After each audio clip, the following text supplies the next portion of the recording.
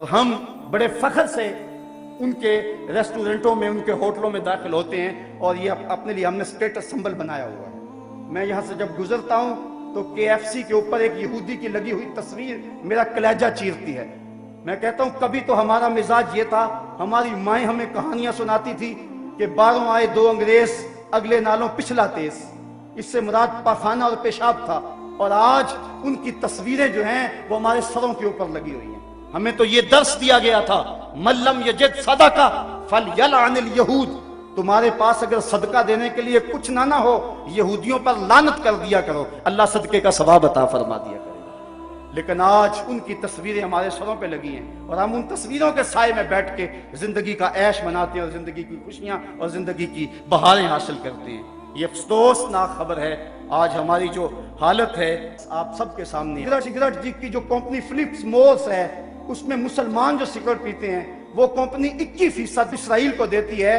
اس طرح ایک دن کے اندر ایک اندازے کے مطابق 96 لاکھ ڈالر روزانہ ہم یہودیوں کے فنڈ میں جمع کرواتے ہیں۔ کبھی ہم نے سوچا ہم کیا کر رہے ہیں؟ کبھی ہم نے خیال کیا ہم کیا کر رہے ہیں؟ میکڈونلڈز میں قدم رکھتے ہوئے مسلمانوں کی نوچی جانے والی بوٹیوں کو کبھی بھول نہ جانا۔ ہم عجیب لوگ ہیں، لا مکہ لا محمد کا مونوگرام رکھنے والے مشروبات کے بغیر ہماری انجوائمنٹ ہی ادھوری رہتی ہے۔ پے ایچ پینی ٹو سیف اسرائیل کا مخفف رکھنے والے مشروب کے بعد دل مانگے اور پر مجبور ہے۔ سوچیں ہم کیا کر رہے ہیں؟ کیا لکس، رکسونا اور لائف بوائے سے غسل نہ کریں تو صاف نہیں ہوں گے؟ سن سلک ہیڈ اینڈ شولڈر سے بال نہ دھوئیں تو کیا گنجے ہو جائیں گے؟ لپٹن اور بروک بانڈ کی چائے نہ پئیں تو زندہ نہ رہیں گے؟ فیئر اینڈ لولی اور پونڈز کریم استعمال نہ کریں تو کیا چہرے بگڑ جائیں گے؟ ووڈ لینڈ اور ایکشن کے جوتے نہ پہنیں تو کیا چل نہ سکیں گے؟ بس تھوڑا سا سوچنے کی ضرورت ہے۔ اور یہ کمپنیاں کرتی کیا ہے؟ ایک طرف تو اسرائیل کو سپورٹ کرتی ہیں، دوسری طرف یہ اپنی زبردست تشہیر سے ہمارے معاشرے کے اندر بے حیائی کو فروغ دیتی ہیں، اور دن رات وہ اس میں لگی ہوئی ہیں۔ مختلف سیمینار، مختلف واکس اور جشن بہارہ کے نام سے، اس کے علاوہ بسنت میلہ اور میوزیکل پروگراموں کے نام سے یہ کمپنیاں ہم سے ہماری متاع حیات چھیننے کے لیے دن رات کوشش کر لی ہیں، اور یہ خطرناک قسم کی چال ہے اور مسلمان اس کے اندر شکار ہو رہے ہیں۔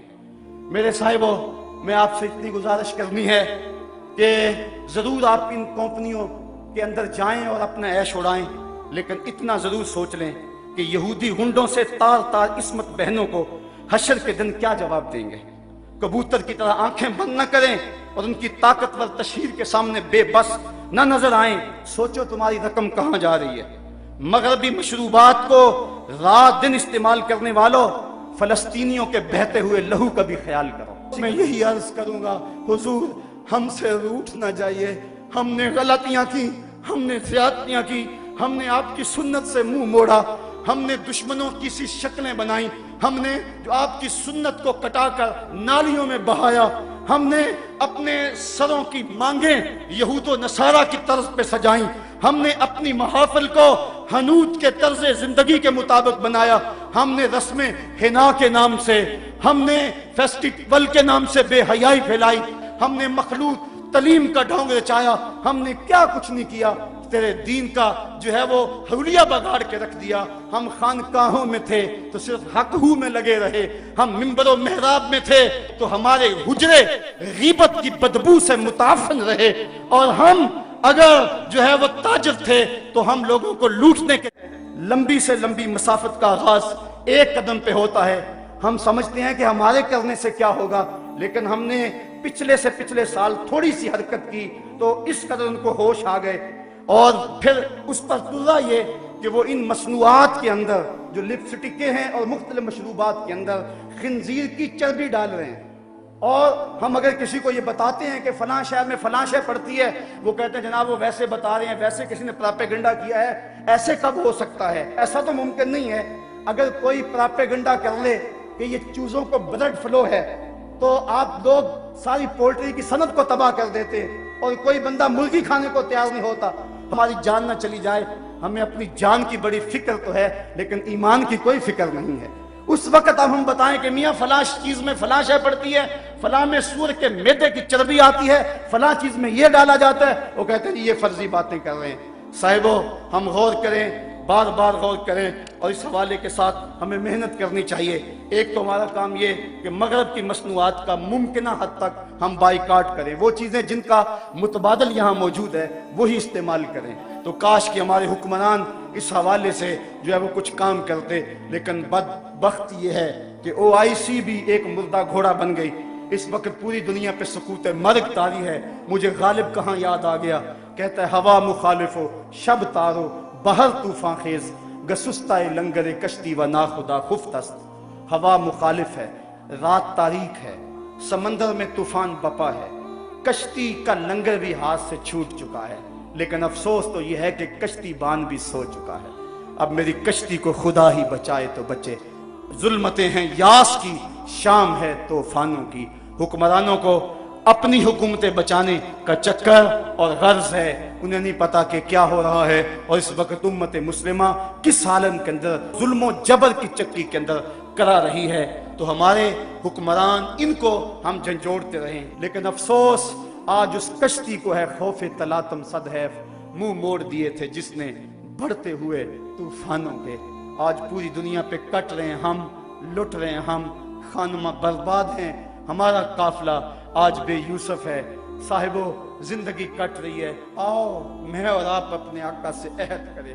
मेरे दामन में सिसकियों के सवा कुछ नहीं है, मैं तो रोता हूँ। आज तो लोग मेरे रोने का मजाक भी उड़ाते हैं, लेकिन क्या करूं जब मेरा सीना जख्मी हो, जब मेरा दिल फट रहा हो, जब उम्मत मुस्लिमा जख्मों में मुब्तला हो, जब काबल से कंधार तक, जब किला जंगी से दश्त लैला तक, जब तोरा बोरा से तकरीर तक, जब मूसल से बगदाद तक मैं जिधर नजर उठाऊं मुझे लाशें ही लाशें पड़े हुए नजर आए, तो मैं फिर क्या करूं।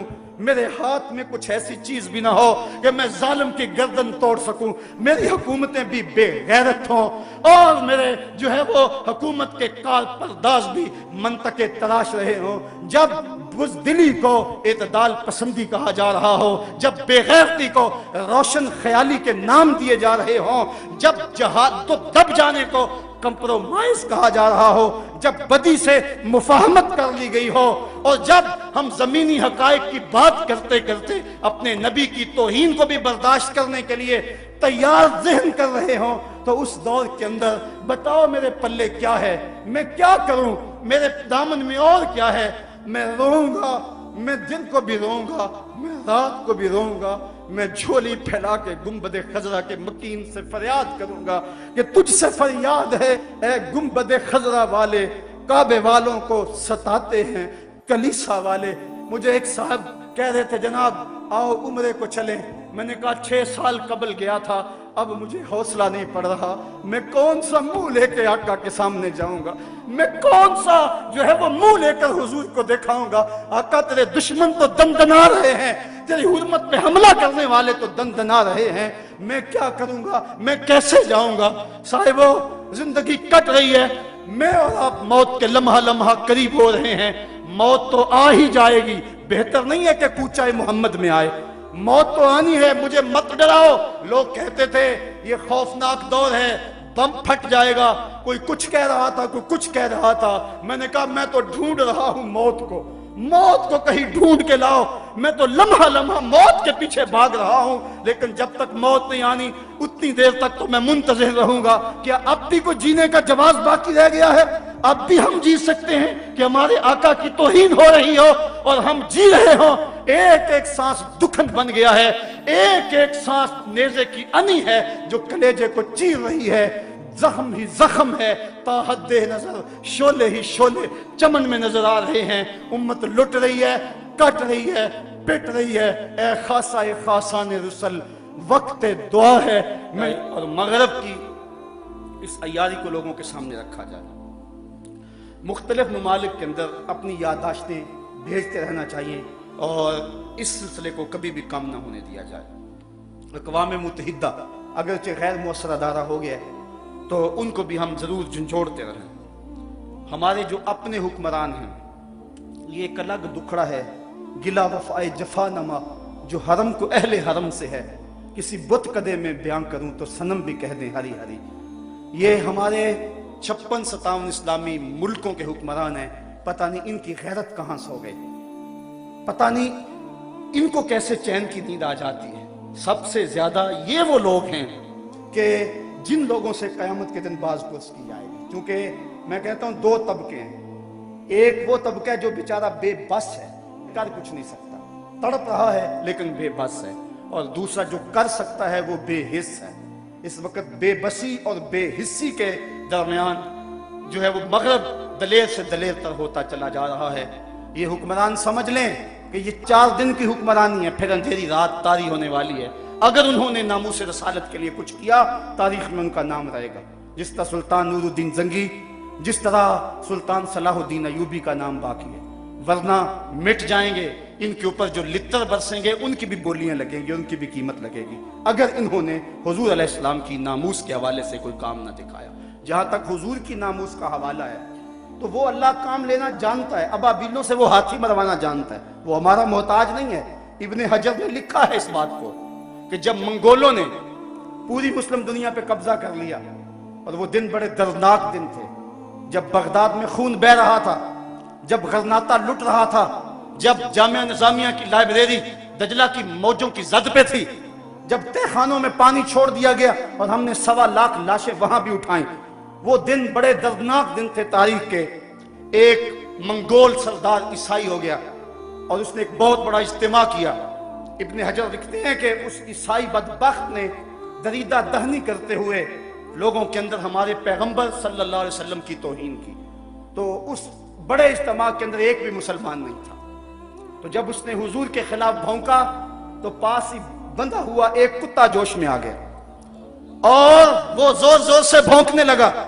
सब ने उसे कहा कि तू मुसलमानों के नबी के खिलाफ बोला है, इसलिए ये कुत्ता भौंक रहा है। तो उसने कहा कि नहीं नहीं, ये वैसे बड़ा गैरतमंद है, मैंने हाथ से इशारा किया तो ये समझा कि मुझे मारने लगे, इस वजह से गैरत में आया।